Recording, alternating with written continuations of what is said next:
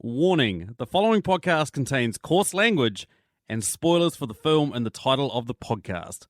Now playing movie reviews in 20 Qs. Hello, you goddamn fantastic people, and welcome to the podcast Movie Reviews in 20 Qs, the show where we review a movie by asking 20 weird and wonderful questions about it.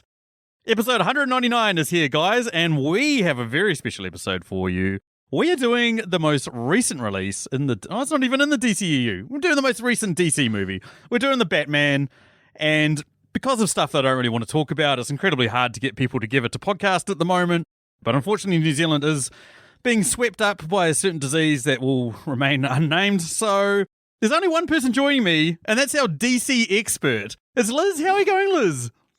Do you know, the Batman kind of sounds like a dance. Like, we're doing the Batman, but I don't quite know what it would involve. I'm pretty sure there's a Bat-toozy. There's like a Bat-toozy that came, you know, the 60s campy Batman, Adam West. There was that TV series. Yes. Yeah, there was something called the Bat-toozy, which was a dance they came up with for that show. Sweet.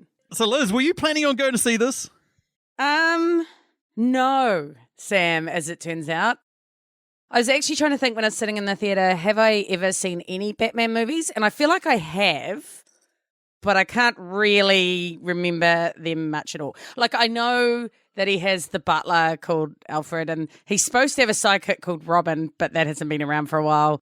And that he's a billionaire dude and his parents were killed outside a theatre. Like, I know the background to it, but other than that, I really don't give a shit. This is like me and Harry Potter. I was like, I know so much about Harry Potter through osmosis. I've never seen a movie, never read a book, but I feel like I know the entire series from start to finish just because of how much it's permeated popular culture. Similar to you in Harry Potter, I don't give a shit about Harry Potter. I'll watch it with my daughter when she's old enough, but at the moment, couldn't give a fuck. And then you will. And then you will, Sam. You will love it, and you will discover that you're a Slytherin. Sure. Yeah, absolutely. Nah, Ravenclaw. I don't even... Sure, why not?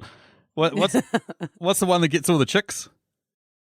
Oh, definitely not Ravenclaw. They're the nerds. Okay, well, that's me. Yeah. The one that doesn't get all the chicks. That's me. But enough about that. We are here to talk about the Batman and to see if Liz enjoyed it. It has a score of 8.5 out of 10 on IMDb, 85% on Rotten Tomatoes, is ripping it up in terms of reviews. Before we get into our thoughts on it, Liz, what's the plot? What's the plot of this film? Well, Sam, I hate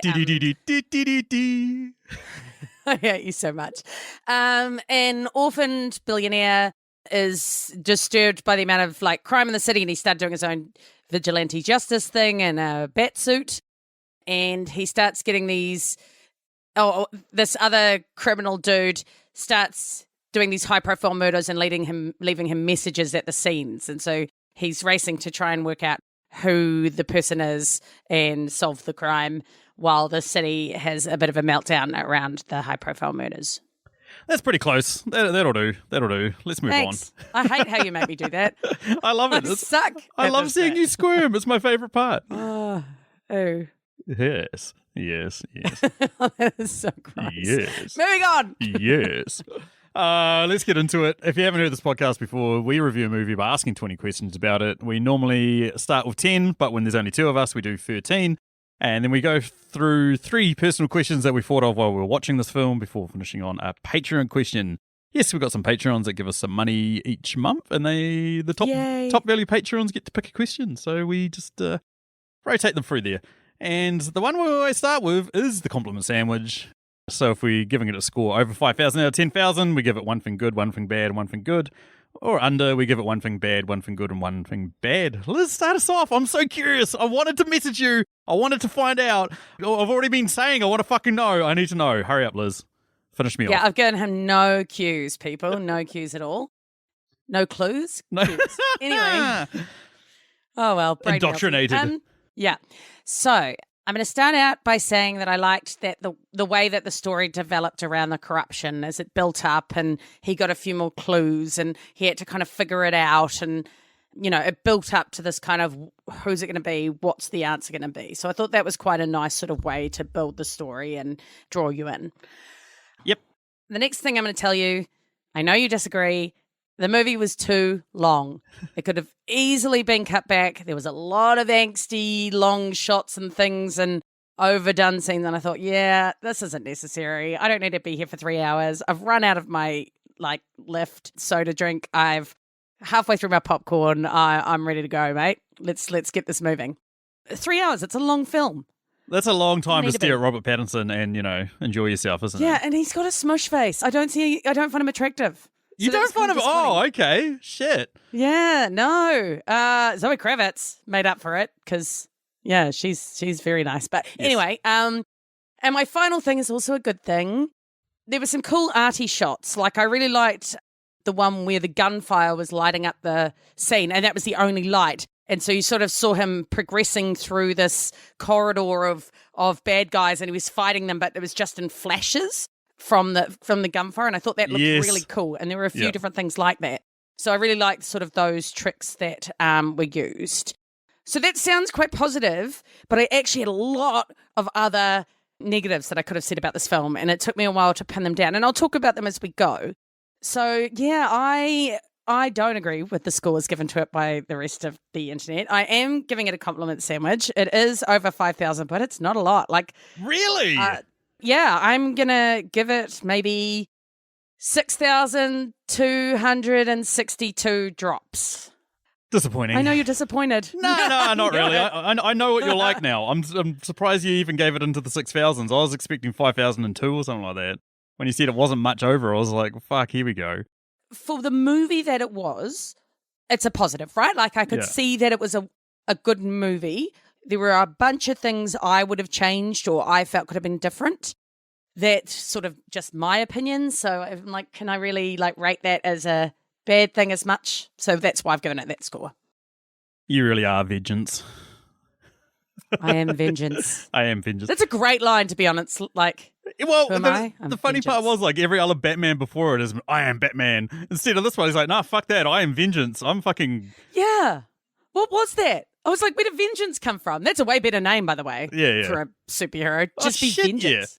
Okay, so this is gritty and, like, it's realistic. Well, not really, but you know what I mean? Like, it's real sort of, like, it's not over-the-top campy superhero. And it's hard to take the idea that it's a the grown opposite. man dresses up as a fucking bat Mm-hmm. and goes around the city. I totally agree. I found it really hard to take him seriously with the little sticky up ears because the Yes. rest of it was quite like serious, dark superhero. And then he had these cute little ears that just stuck up from his head. And I found that really hard. It's just insane. It's like if somebody dressed up as a bat, you'd showed up, you'd just be like, what the fuck are you doing here, man?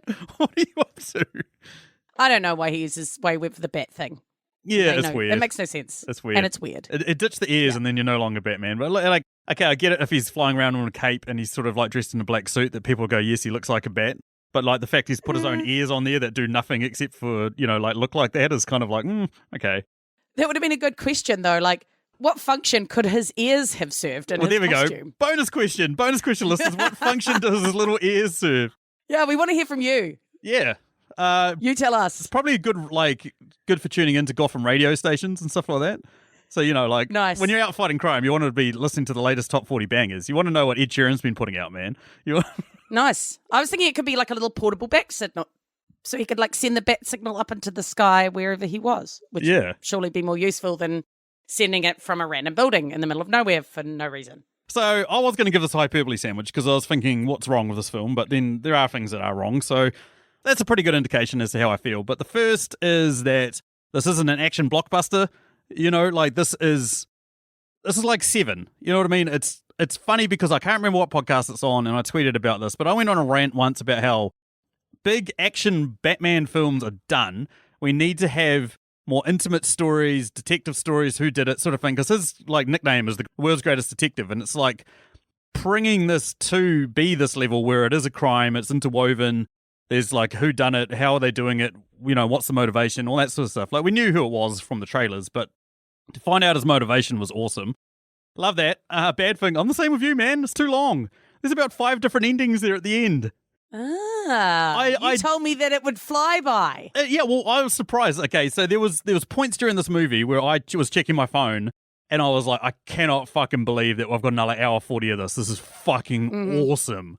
And that was the only time I've ever checked my phone and been like, yes, this is amazing. We've got more and more of this. I'm fucking keen.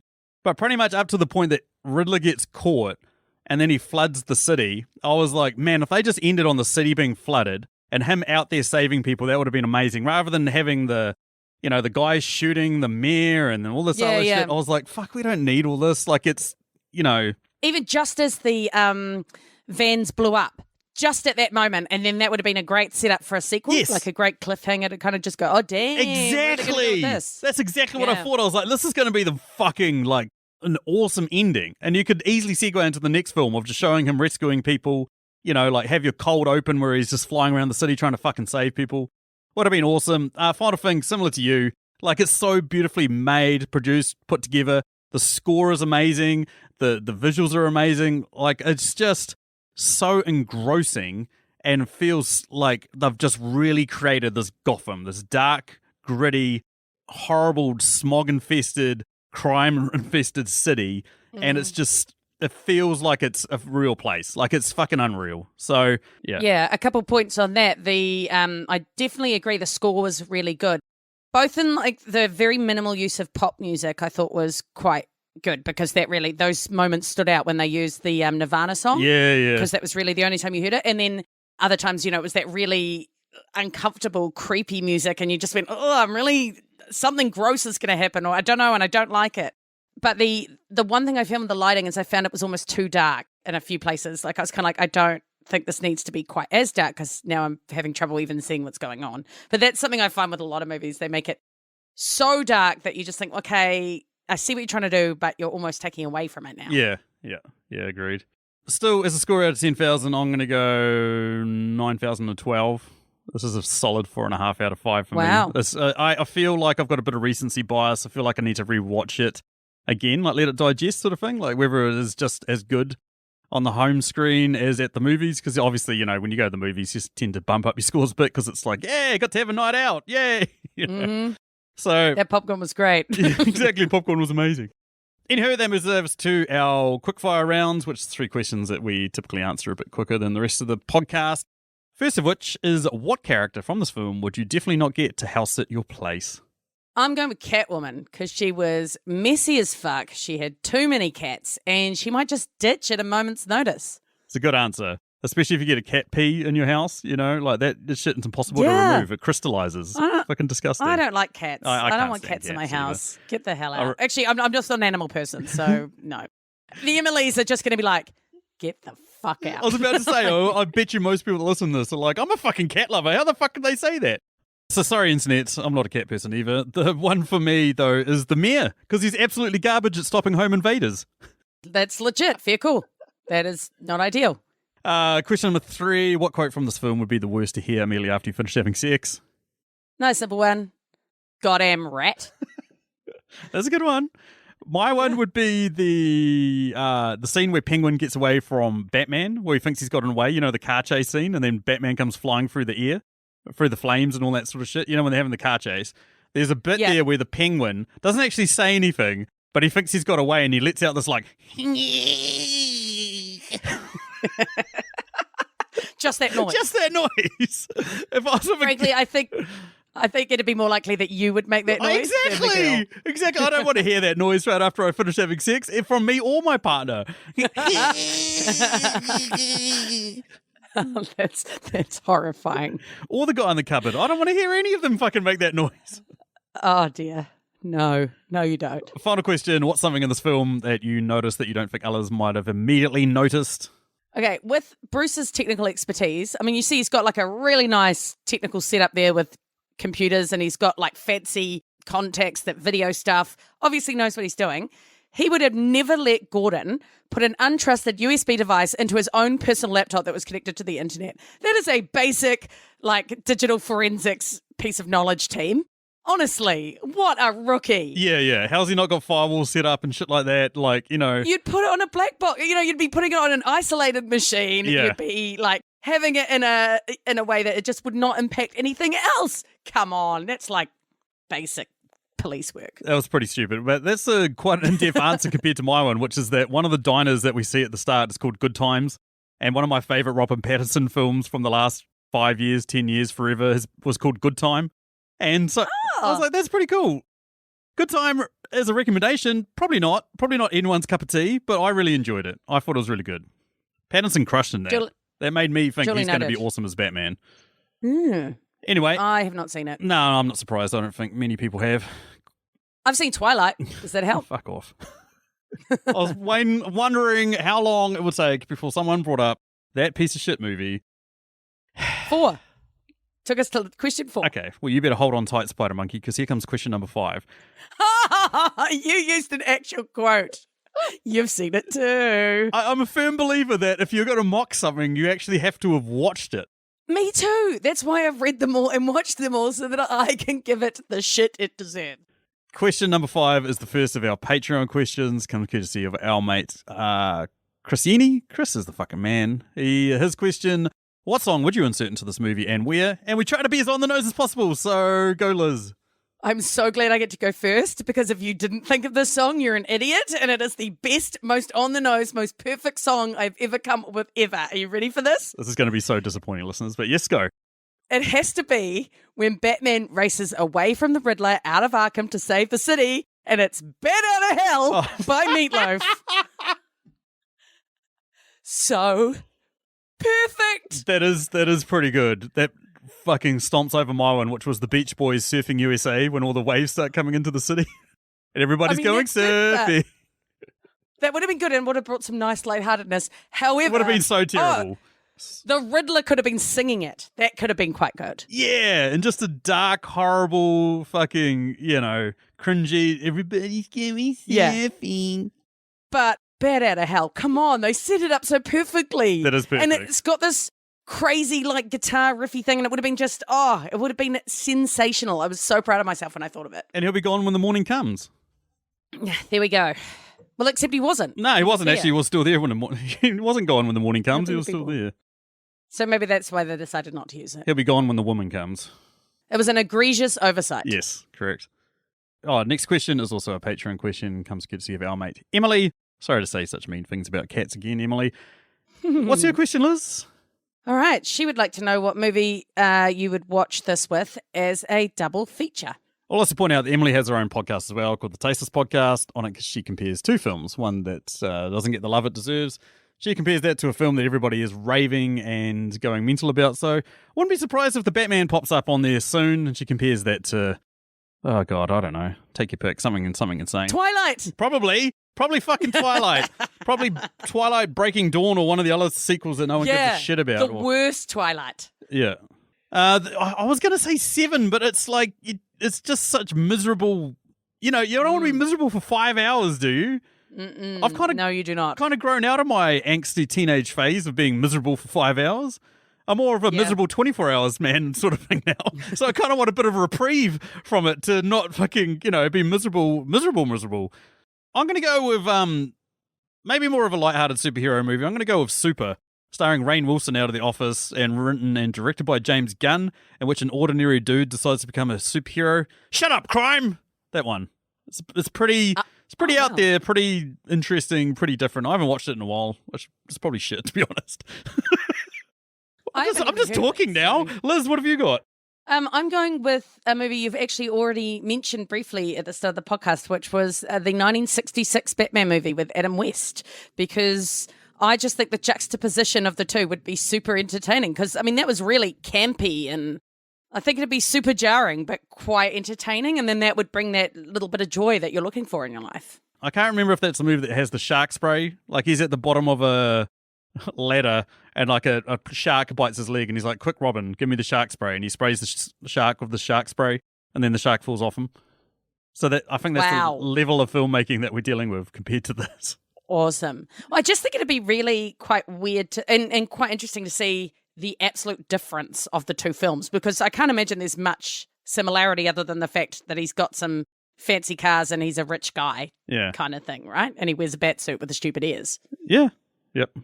Moves us over to question number 7. What was the biggest dick move in this film? I figure we're ignoring everything the villains did, because they're literally the villains and everything they do is a dick move. Well, yeah, I suppose. The thing that really came to me wasn't a villain anyway. It was when Bruce starts laying into Alfred the minute he wakes up from his coma. I'm like, give the guy a bloody minute. He almost died for you. So, you didn't tell me. Maybe be like, Give him, just be like, hey, great to see you alive and well, buddy. You know, I'm glad you've woken up. Do you need a cup of tea, perhaps? Some ice chips? Yeah. No? You're good? Okay, now I'm going to be angry at you. But look, give him a moment. Exactly. I know you almost took What a a fucking dick. load of C4 to the chest, but hey, why didn't you tell me? Yeah. Like, what the fuck? Like, chill the fuck out, Batman. I mean, honestly. My one was not helping Batman when he's fighting the guys with guns at the end, like the police not helping Batman. So he's up there taking out these guys that are snipers and they're shooting new Mia Rail, whatever. Real, yeah. Rail, and like they're up there and they've got guns too, but they're not returning fire. And like they're just standing around doing nothing, and then they wait for him to get up there and then fight these guys off, and then eventually go up there and help him. And I was like, what are they doing? Why are they not helping? And the reason why I'm calling this out is Kahu's cousin is one of those police officers. So I'm calling you out, bro. What were you doing, bro? Why weren't you up there taking away from Batman? Why weren't you up there showing that you should be Robin, bro? Come on, that was your chance, man. Okay, that went somewhere I didn't expect, but yeah. Crazy, right? Why not? Kahu's cousin was one of the police officers in this film. That's very cool. Fucking awesome. Fucking amazing. Nice. Next question, also a Patreon question. This one comes courtesy of Julio of the Contrarians, a podcast which takes a universally beloved film, such as this, and discusses it in detail while arguing the opposite. So if it's a positively rated film, they'll say it's shit. If it's a negatively rated film, they argue, well, it's awesome. They'll split their podcast, so they now do that, and then they have another episode where they give their real talk. Anywho, what's the question there, Liz? They'd like to know, what is your most controversial opinion about this movie? We didn't need the scene with the Joker. It was too much. It felt too awkwardly shoved in there. I was talked about all the endings at the end. There's 5 or 6 of them that didn't need to be in there. I just felt like, similar to the Joker film that came out 2 years ago, spoiler for that, but they've got scenes that allude to the creation of Batman, of Bruce Wayne, and all that sort of stuff. I was like, you can tell these stories without needing the shit, without needing to put a Joker in there, without needing, you've made a friend. Or not make it so obvious. Just have it like hinted at. You know, just keep it very minor. Like, we don't need the laugh, the cackle, the you made a friend in here, or they think you're a clown. You know, we don't need that. Keep it subtle. I agree. Yeah. I feel like that was the studio coming to the director and saying, we need to put the Joker in this. And him going, what do you mean? He's like, well, all the Marvel films have all this like fucking cameos and trivia and shit in there. We need to put it in there. And he's like, oh, okay, fine. Yeah, I mean, we would have ended it well before that, right? So we wouldn't have had him in at all. Yeah, totally agree. I've gone a little bit more hard out for mine, and I don't know that you'll agree with this, so I think it is quite controversial. It should have been a movie about Catwoman. I feel like she would have made a much more interesting protagonist and just had Batman as like her emo, mopey love interest. Her story was interesting. She had a lot of vibe. I was like, this is about her and her shit. Like, Batman was just kind of like this boring sidekick of hers. I'm so gutted that we've already done an episode on Catwoman, because my God, would I love to make you watch that film. The one with Michelle Pfeiffer? No, Halle Berry. Anne Hathaway. Oh, right. There's a lot of Catwomen. There's a cat army out there, man. Those women there's dozens of them. I mean, to be fair, I think part of that is because it was Zoe Kravitz. Yes. And she was really great. And but I just really liked how they just gave her so much verve and vigor, and she just had this whole thing going on. I think it would have been a really interesting movie if it was centered around her, because she was fantastic. She was amazing. Although I got to say, not sure about her costume either. What was the point of the weird thing across her face? The little hat. Like, well, that's not. Yeah, I was like, that's not hiding your identity at all, and it doesn't look like a cat. And yeah, it was all just very weird. I'm glad you brought this up, because I almost forgot about it, because I watched this over a week ago and Liz watched this yesterday, listeners, and I almost forgot about it. That was the one thing for me that was like, who the fuck okayed this? Like, how did you okay this? Were you guys on the set and you're like, well, we need to make a hat for her. Quick, give me your beanie and a pair of scissors and I'll see what I can come up with. I feel like they forgot to make one, and they were like, shit, what have we got? Yeah. It was just ridiculous. It's like she's wearing it's like if I showed up wearing an expensive suit and then I had some old woolly hat on my head at like a formal I don't know, at the Oscars or something. You'd be like, what the fuck are you doing wearing that? It looks so out of place compared to how expensive and luxurious the rest of her clothing was. Yeah, 100%. I was like, no, that was pointless and stupid. Yeah. She would have been better to just not wear it at all. Absolutely. Question number 9 comes courtesy of our mates Dan Brennick of Netflix and Swill. Netflix and Swill is an awesome podcast that covers all things Netflix related. I was on recently discussing The Witcher Season 2. Go check that out if you like. We'll have Dan on later in the year because we have some plans of movies that we're going to do. I don't want to tease just yet, but they're terrible. They're absolutely fucking horrible.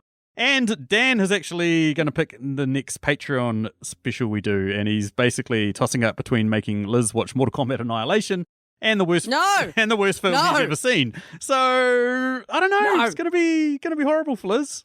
I might sit that episode out. That can be Liz and Stacey, I think. No. Anyway, his question: who was the true MVP of the movie? It can't be the main. I would never have given it to the main anyway, frankly. I'm so surprised. I feel like you'd give it to him, but I'm surprised. No, not at all. Smush face. Anyway, I am going to go with Alfred because A, he's got a bit of a Silver Fox vibe, so he sort of delivered where Pattinson didn't. B, I just feel like he had Batman's back. Like he was the one there trying to make sure that he still held up his Bruce Wayne persona and made sure that the reputation was still there and that he was still delivering on business requirements and stuff, which is pretty key. If Batman still wants to be super rich and be able to do all his other stuff, then he should be still making sure that the rest of the business is good. Plus, he was there working on the ciphers and he was checking his mail. Guy was there. He was there for him. He was a real GC, especially because he Batman. Like, I thought this was going to be brought up in dick moves. Like Pattinson was a dick to him the whole time. He really was. He was like an emo teenager, and I was like, okay, I get that he's been like your father figure, and then he wasn't your part of my family. You're not my dad. Yeah, why are you You're here? not 16, man. You're like, however old he is supposed to be, like easily late 20s, right? Easily late 20s, and he's been Batmaning for at least 2 to 3 years. I think they say 3 years ago when he showed up on the scene or whatever. Yeah. Yeah, the emo teenager shit is just totally lame. Yeah, when the guy clearly cares deeply for him and is doing everything he can to, keep him safe and sound. I actually, I wrote down Gordon, and then I was like, nah, Liz is going to say him, because Gordon was awesome as well. He was supportive in that the way he just went along with everything. Like, he didn't question too much. He knew that this guy, that the Batman had the right ideas and intentions and was on to something, and he sort of went along with it. He even took a punch. Yeah, like, just punch me. That's the only way you're going to get out of here. Don't agree with that. I think there was other ways. I had him down, and then I was like convinced Liz was going to take him, and my other one was Penguin. Couldn't recognize Colin Farrell. I mentioned to Kahu, I was like, did you know that's Colin Farrell? What? Yes, that was Colin Farrell. Yeah. Fuck me. Nah. Did not see that at all. I was like, oh, who's this guy? I don't know this guy. Fucking insane, right? Colin Farrell. Yeah, that was impressive. Yeah. Fucking amazing. Okay. He's getting his own spin-off show. But even still, like his best moment was like calling them out. He was like, I thought you guys were the world's greatest detectives. Yeah. He was the man. So yeah, it was a toss-up between those two. They were pretty good. Well, it was even funny because Gordon was like, I don't think his Spanish is perfect. So then he knew it was wrong, but he didn't point it, like he should have picked that up. Yeah. I have to say some of those clues were a bit ridiculous that they got from one place to the next, like where he found drive and he managed to work out that there must be a thumb drive in a vehicle of the mayor. I was just kind of like, really? That seems a bit tenuous. Yeah. Yeah. And then I was also like, well, they should have looked at the Spanish of the word and why has he gone to Spanish? Nobody's Spanish. And worked it out from there. I don't know. I just felt there was a bit of optimism there to think that Batman would have got that. And then... It's sort of serial killer logic, though, isn't it? Isn't that the whole idea? It's just like this guy's so insane that it makes sense to him. Yeah, I guess so. And he's thinking, like, if it makes sense to me and this guy works it out, then he's one of me. Oh, he's one of us sort of thing. He's like me. Yeah. I'm picking up what you're putting down. Yeah, that could make sense. Yeah. Anyway, question number 10. Yeah. What is it there, Liz? All right. How long would you survive in this movie's world, Sam? Not long. Can't fight for shit. No gangs I've ever tried to join have ever wanted me. I'm not a tech billionaire, so probably not very long. Oh, see, I've said quite long because I'm quite good at not drawing attention to myself in dodgy places. I've travelled to a few different places. I just sit quietly and, not look too... I'm very average looking. Like, there's nothing that draws attention. I don't have, like, super fancy clothes or anything. No one's going to try and rob me. So I think I could just tuck away and and get the fuck out as soon as I could, frankly. Listeners, those dodgy places that she's referring to weren't dodgy before she went there, so... You shut up. Anywho, moves us over to question number 11. Which character from this film would you get to help you hide a dead body? I'm going to go with Thomas Wayne, Sam. Ah! Maybe an odd choice, but look, he is a medical professional, so he'll know how to maybe cut the body up into bits or what might like dissolve flesh or whatever. Like I feel like medical knowledge will be quite helpful. He also obviously will do a favor for a friend, given that he healed up, he did the surgery on Falcone when he turned up. He did his surgery on him on his dining room table. So yeah, he seems like a solid choice. Yeah, that's a pretty good option. I mean, I was thinking of the obvious ones of like Alfred or Gordon. I feel like they're pretty loyal. If Gordon's on your side, he's a police officer as well, so he knows the best way to get away with crimes, right? He knows the unsolved ones. But he's the non-corrupt cop, so he's not going to help you hide a dead body. He might. I don't know. He might. I don't see it. Okay. Nah, I disagree. You have your own choice. Yeah, no. But the thing is, I'm saying all this, but I can hear Machu kicking at the back of my head and saying, "What the fuck are you doing?" Of course, it's Catwoman. You know, just so you can spend time with Zoe Kravitz. Obviously, like that's the obvious answer. I mean, she knows what she's up to. She's smart. She's industrious. She's clever. She's like morally corrupt. She'd be perfect. Yeah, she'd do a decent job, I think. The Riddler, I want as little to do with as possible. That guy fucking sucks. Yes, absolutely. Anyway, question number 12. What is it there, Liz? Question number 12 is, what minor change would completely ruin this movie or make it infinitely better? I've got an answer for both. I will give the better. Have Pattinson be like a total Chad instead of a mopey, obviously Batman dude. No, don't do that one, because that's my answer. Good.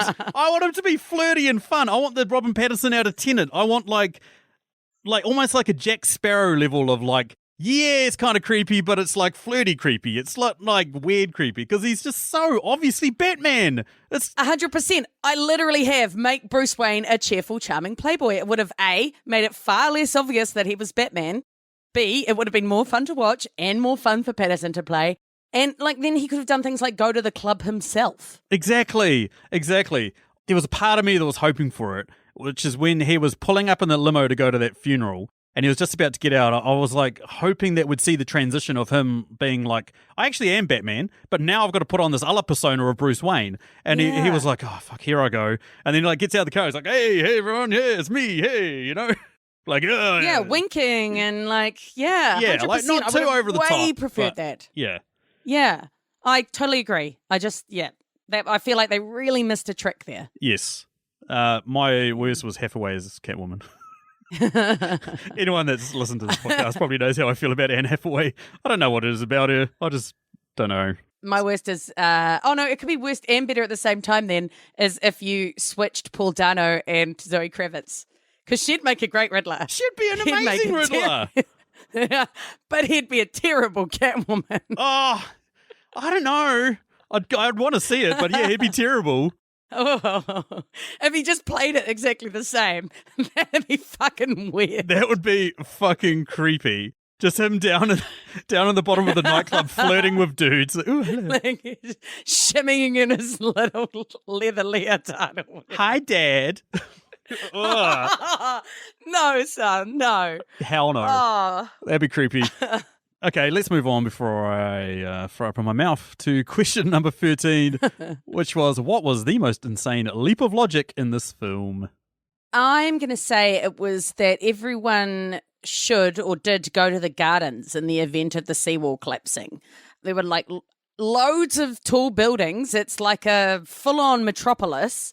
So why are you all going to this one arena where you're all going to be gathered in? It didn't seem to have any special protections against the water. Like, it just seemed like a really weird choice.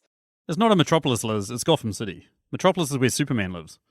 Oh, right. Yeah, getting my, I was going to say my universe is confused, but I'm not, am I? Just superheroes. Zing. Yeah. You're right, though. Like, it's just turning it into a swimming pool. So why would you want to go there unless you're going to go for a swim, I guess? Yeah, that was a really dumb thing. Yeah. My one for me is like, yes, I get the armor that he's wearing protects him against bullets, but at no point did the millions of bullets that get shot at him, like none of them ricochet or went directly through his mouth, his eyes, his exposed skin. Mm-hmm. Even like getting shot that many times and not really responding. You know, it's like his bat suit is like an armor. It's like when you're getting shot at like point blank range, you're still going to get hurt, you know? Yeah. And I mean, it was obviously like alien technology or something that they could repel bullets but like not have them ricochet. And, exactly. And even, especially because they were using like full-on semi-automatics and things. Like, that just seemed really unlikely. There's that one time when he gets shot by the shotgun, and that's like the only time it seems like any bullets do any effect to him whatsoever. Yeah, I just like, this is horseshit.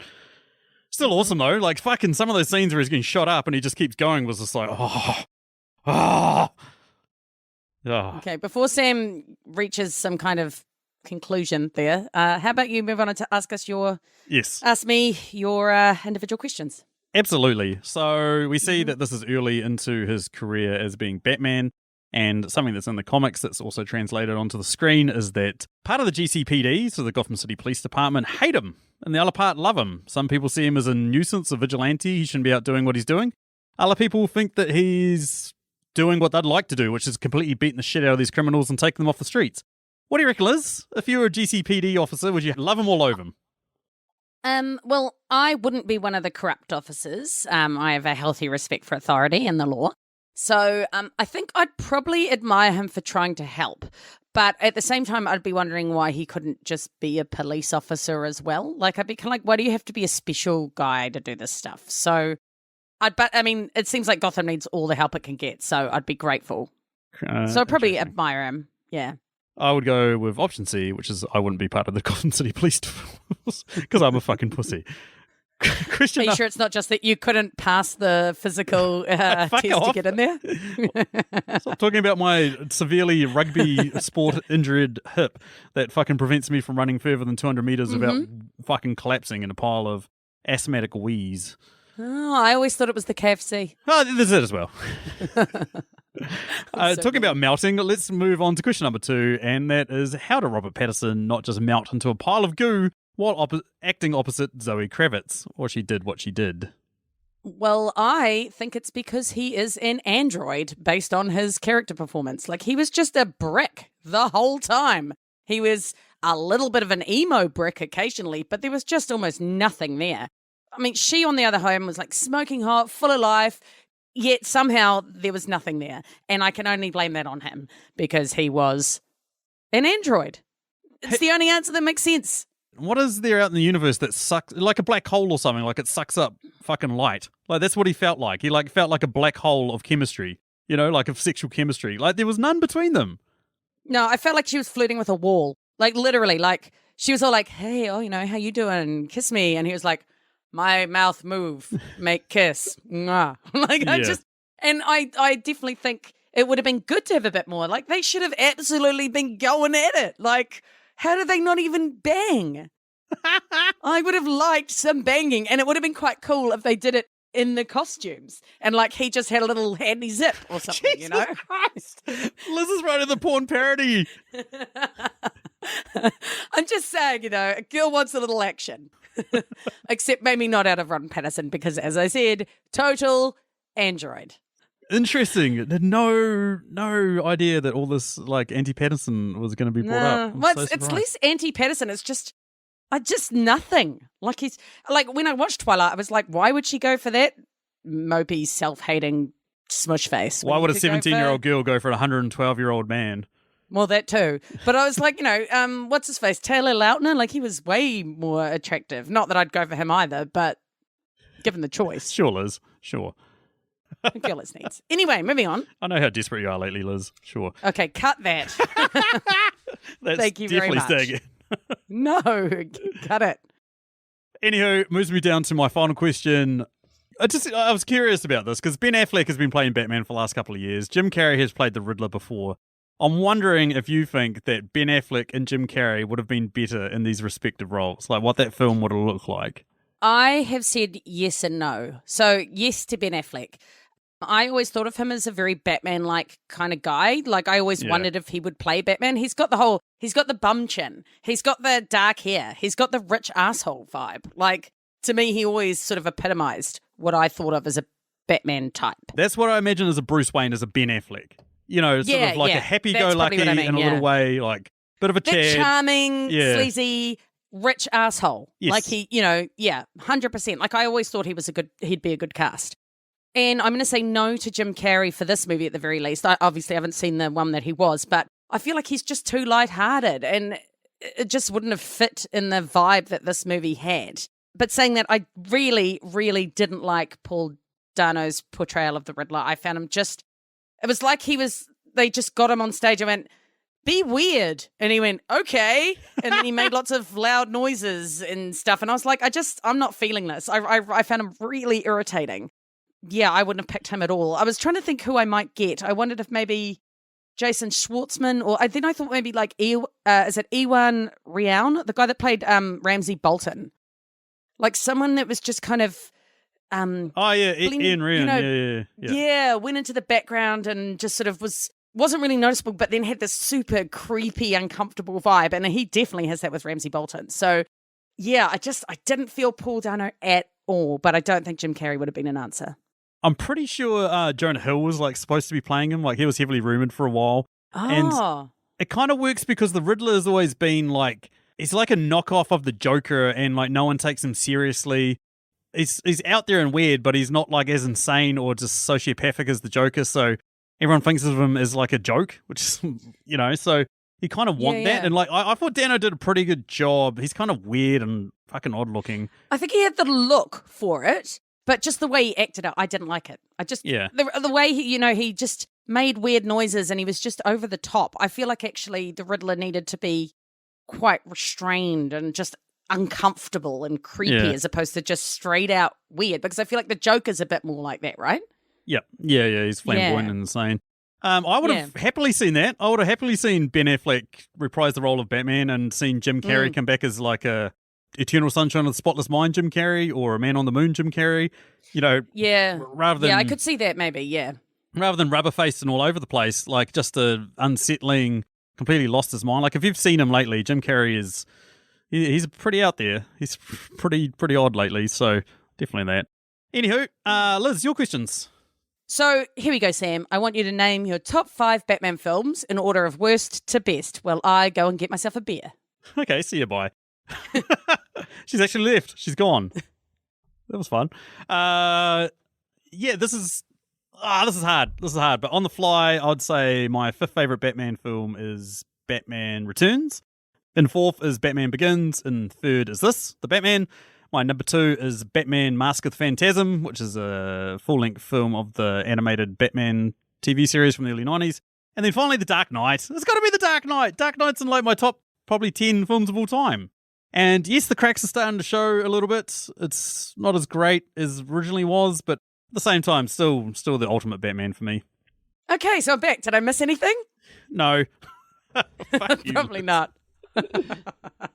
I knew. Fuck you very much, Liz. I'm surprised you weren't still going, Like, I thought you'd just want to ramble incoherently for half an hour about the different elements of different Batman films. So well, it's pretty well done for tempting being to, so Liz. restrained. Yeah. Yeah. I Pretty know. fucking tempting. Yeah. Anyway, my next question is, why did the Riddler go from killing corrupt officials, which I felt was a really clear motivation, it was a good storyline, to suddenly just trying to take out scores of innocent people? Because he's fucking insane. That was all I've got. It's like he's fucking insane. Like he's gotten high on his own supply, so he's started seeing the murder of all these people, and he's started going, you know what, this is kind of cool.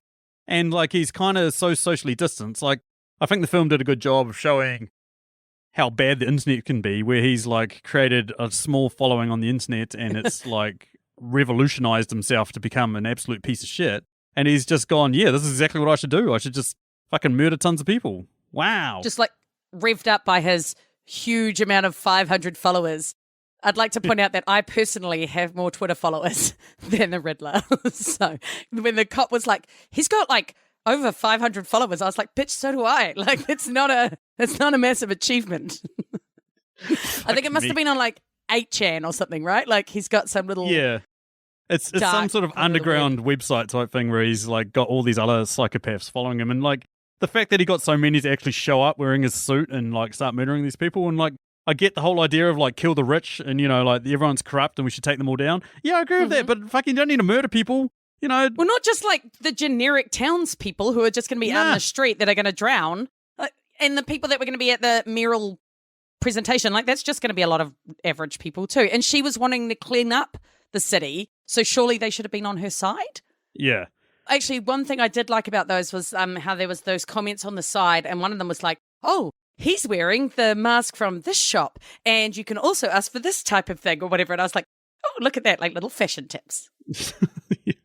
So that was cute that they had that there.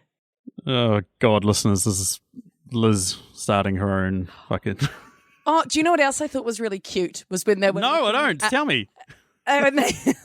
When they had Batman writing in his journal, and there was a bit where they jumped to a few different little things that he'd written, and one of the things he'd written was "push myself" with like underlines. I was like, "Oh, how cute! How self-motivational!" Push myself. Weird thing. Push myself. I've got to push myself. It's just really adorable. Anyway, shall I ask you my final question, Sam? Yes, please. All right. My final question is, what was with Wayne's house being such a freaky, old-school, Gothic-style mansion? Look, okay, Liz, Gotham isn't just the name of the city. It's a way of life, Liz.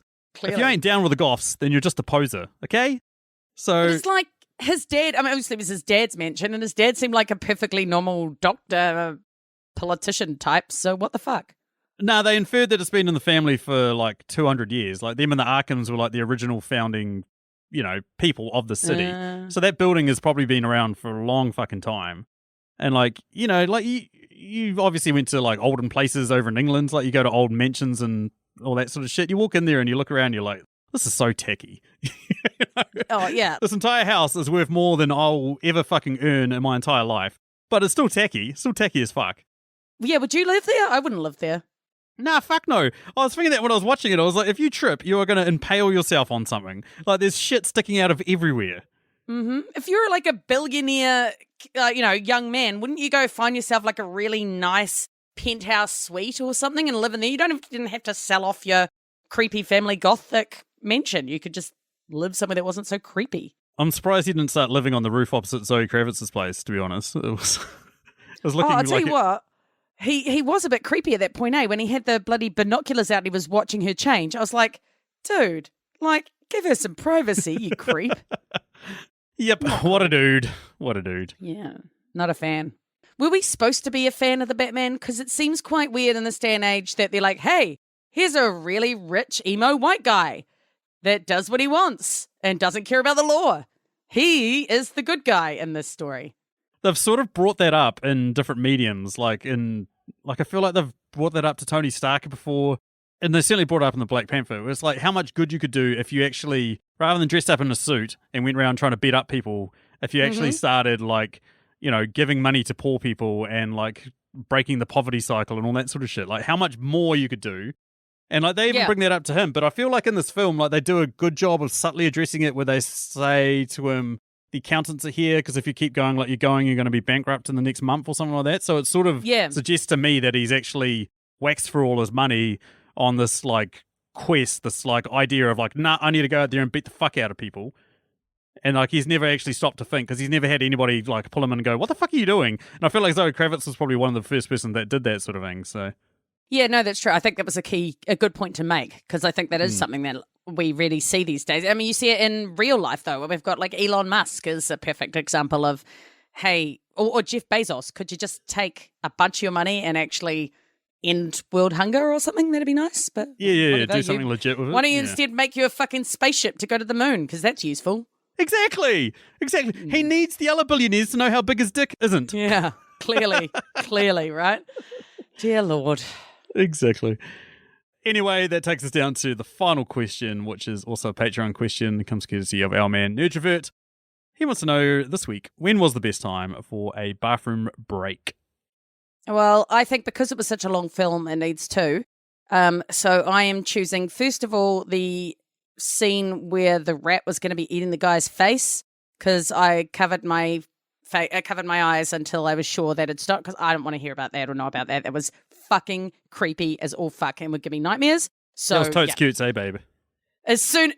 No, Sam. So as soon as they went, okay, so, oh, look, he's killed that guy. You could pretty much just bail out straight then, and then by the time you came back, you wouldn't have missed anything other than the fact that he'd killed him. So fine.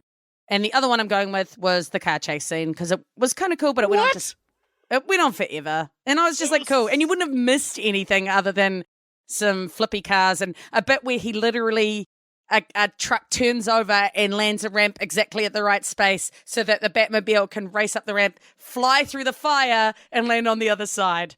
Which was so good. Stupid. So stupid. It was so good. Oh, that part when he goes through the flames, that's when you should have had Bat out of hell. That would have been perfect. No, out of hell, because literally Riddler said, welcome to hell. So Yeah, I know. Is hell, so it fit better then. Okay, yeah, I know, but like both those times would have been perfect. They could have dropped fine. it twice. There we go. Well, they did like they did with Nirvana, right? They dropped that twice, so yeah. Those are my times. The one for me was pretty much a couple of the Alfred scenes that didn't really add much to the story. They added Alfred. Yeah, I know, but there was one or two of his scenes that I was like, it didn't really add much. You know what I mean? I can't remember the exact one, but there was one that I remember watching and being like, okay. You know what I mean? Oh, yeah, I get it. I just liked Alfred, so I didn't mind those scenes because I liked him as a character, and I thought he added a little zhuzh. Yeah, fair enough. And that takes us down to the end. Thank you, Liz, for joining me. Thank you for giving us such a glowing review like I knew you were going to, which is why I was so happy and excited about doing this film with you. You're welcome. We really tried to make it not me. It was really meant to be someone. It was really meant to be someone else doing this with you. Yeah, so. It was. It was meant to be me, Kahu, and Machu. And yeah, but you got stuck with me. At least I gave it a compliment sandwich. I thought about giving it a shit sandwich, but no, I could see it was good, and there's good stuff. But I'm glad that you let me talk about the things that pissed me off. I'll throw this out there though, Liz. Me and Kahu walked out of it, and I looked at him and went, "That was so good," and he went, "Was it?" Yay, Kahu! Like, the fuck do you mean by that, Kahu? And he was like, "Oh, okay." Maybe we should have teamed up against you and been like, "Yeah, we both thought it was average," and you'd be like, "No, it was really good," and you would have been like raging against the machine. And maybe one of you could suck one of the balls and the other one the other of my balls. That's gross. Why would either of us want to do that? That's disgusting. Anywho, that's enough of that. That takes us down to the end. Thank you so much to everyone for joining us. I'm not too sure what we're going to do for episode 200, but I'm going to come up with something on the fly that's going to be awesome. Just like every other episode, we're always awesome. So yeah, there's that. If you want to get a hold of us, you can find us on Twitter at Movie Reviews In, or you can find us on Facebook and Instagram at Movie Reviews in 20Qs, or you can send us an email at mritqs@gmail.com. Anyway, yeah, that's it. That's thanks from me. Thank you from me.